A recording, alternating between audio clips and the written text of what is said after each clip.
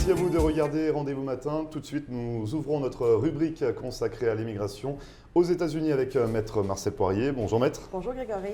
Et aujourd'hui, on s'intéresse à la Green Card obtenue grâce à la loterie de la diversité organisée chaque année par le gouvernement américain. Donc ça se passe généralement en fin d'année. Alors, en octobre de chaque année, les gens sont en mesure de postuler sur Internet, sur le site de l'immigration. Cette demande est gratuite. Alors, il faut faire attention parce qu'il y a énormément d'organismes que vous pouvez trouver sur Internet qui font payer. On entend beaucoup de personnes dire j'ai dû participer, payer $100 ou augmenter mes chances en payant $400 ou $1000. Ce n'est pas vrai. C'est pas vrai. Alors ça, il faut faire bien attention parce que le site de l'immigration, c'est gratuit. Alors, il faut aller sur le site et s'inscrire pour la loterie. Alors, ce qui est un petit peu compliqué, c'est la photo, de mettre la photo dans les bonnes dimensions. Il faut bien s'assurer que les cases sont bien cochées. Certains pays ne sont pas éligibles à la loterie. Alors, par exemple, pour nous, les Canadiens ne sont pas éligibles. Le Mexique, la Jamaïque, la Chine, il faut regarder si votre pays, le pays est éligible pour cette demande de carte verte basée sur la loterie. Et qu'est-ce qu'ils demandent finalement quand on souhaite s'inscrire en fin d'année? Donc, on se rend sur le site du gouvernement américain, il n'y en a qu'un. Et quels sont les documents demandés? Quelles sont les choses que l'on doit prouver? Est-ce qu'il y a beaucoup de formalités à remplir? Il n'y a pas beaucoup de formalités. Il faut avoir toutes les informations biographiques, mais en plus, il faut avoir un minimum, d'avoir un diplôme de high school, ça veut dire la 12e année d'école. Le baccalauréat? Le bac ou high school pour les Américains, l'école secondaire. Ou avoir 5 ans d'expérience professionnelle. Alors, ils en tirent 125 000.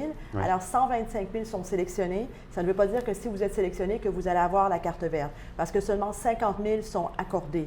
Alors, ils en tirent, si vous voulez, plus que le nombre demandé, parce que pas tous les gens vont qualifier. Et au niveau du processus, donc on participe fin d'année, en octobre. On est sélectionné en mai, début mai, donc 125 000 à ce moment-là, on fait partie des 125 000, mais ce n'est pas fini, c'est que le début. Fini. Alors plus votre numéro de tirage, si vous voulez, est élevé, moins vous avez de chances d'être sélectionné. La procédure dure environ 8 mois, ce n'est pas immédiat.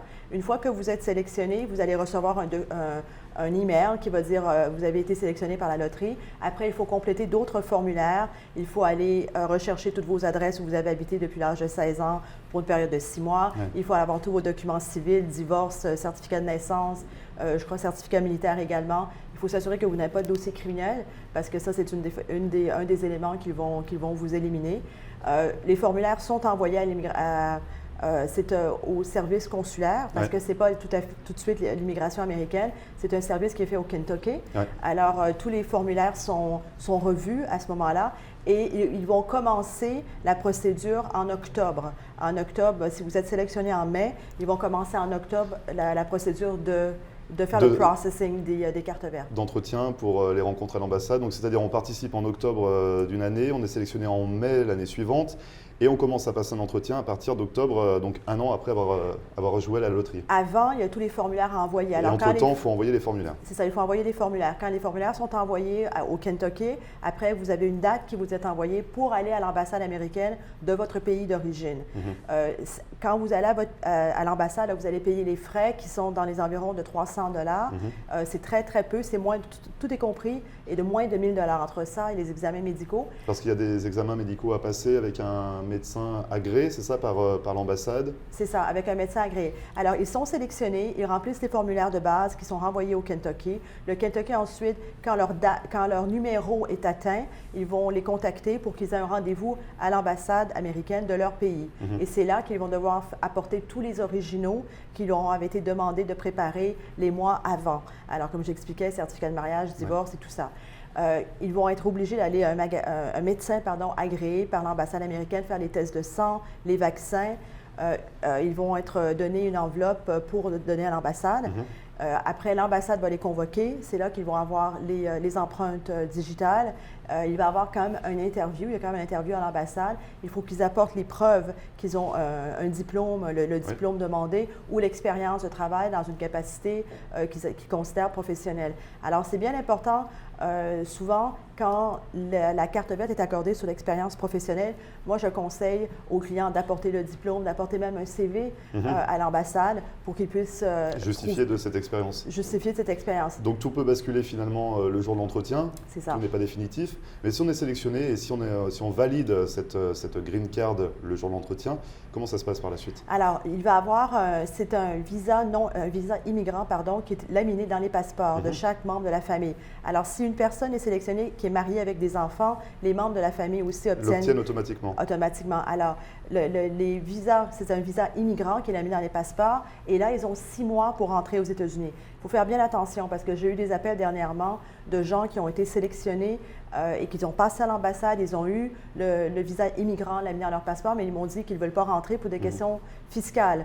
Alors, cette date ne peut pas être changée. Si vous ne pouvez pas rentrer aux États-Unis dans la période de 6 mois après l'émission, vous la perdez. Et il existe des exceptions. Si vous êtes, par exemple, sur un lit d'hôpital, que vous êtes absolument mourant, il faut envoyer un courrier avec des preuves qui justifient pourquoi vous ne pouvez pas rentrer à l'ambassade du pays d'origine. Et à partir de là, ils vont prendre une décision s'ils peuvent vous prolonger parce qu'il y a une date sur ce document. Oui. Alors, quand vous allez rentrer à l'immigration américaine, c'est un petit peu, des fois, certains officiers vous mettent dans une salle derrière. Pour une nouvelle inspection? Parce que vous apportez votre nouvelle carte verte et après, ils vont vous poser des questions sur le fait que vous arrivez en statut permanent. Alors, des fois, ça peut un peu déstabiliser les gens, pourquoi ils sont mis en deuxième inspection à la première entrée. Une fois qu'ils sont rentrés aux États-Unis avec ce visa laminé, ce visa immigrant laminé, la carte verte en plastique que les gens connaissent est envoyée par la poste à l'adresse désignée. Donc la fabrication est déclenchée. C'est ça. Et après, on la reçoit dans les semaines qui suivent ou dans les mois qui suivent. Dans les mois qui suivent. C'est assez rapide. Elle est non conditionnelle. C'est important de mentionner que ce n'est pas une carte verte de 2 ans, c'est une carte verte de 10 ans. Donc c'est une vraie carte verte, entre guillemets.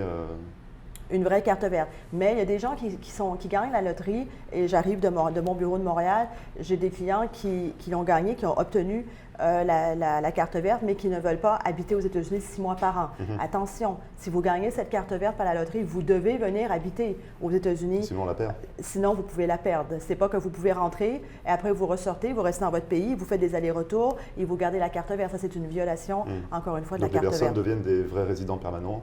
C'est ça. Ils doivent appliquer les règles.